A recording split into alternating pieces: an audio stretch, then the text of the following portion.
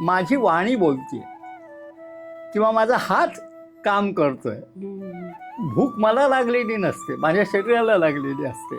हा जो चेतन तत्व आणि जड तत्व ह्याच्यातला वेगळेपणा आहे, हा या गणगणातून समजून येतो. आणि गणगणात वर्तते हे जर समजून आलं तर मी चैतन्य रूप आत्मा या प्रकृती रूप गणापासून वेगळा आहे हे समजून येतं. वा. असा दार्शनिक अर्थ या भजनामध्ये आहे. म्हणून हे भजन महत्वाचं आहे.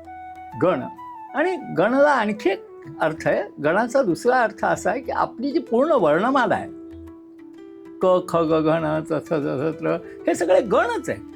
आणि या गणांमधूनच वाणीची अभिव्यक्ती म्हणजे वेदाची म्हणा किंवा शास्त्रग्रंथाची आहे ती म्हणा. म्हणून सगळे गण हे मंत्रमय आहेत, कोणताही शब्द घेतला तरी. असा गण गण गणात बोलते म्हणजे इंद्रियच इंद्रियांमध्ये किंवा प्रकृतीच प्रकृतीच्या ठाई परिवर्तन पावत आहे किंवा वर्तत आहे, असा या मंत्राचा अर्थ आहे. म्हणून तो महत्वाचा आहे.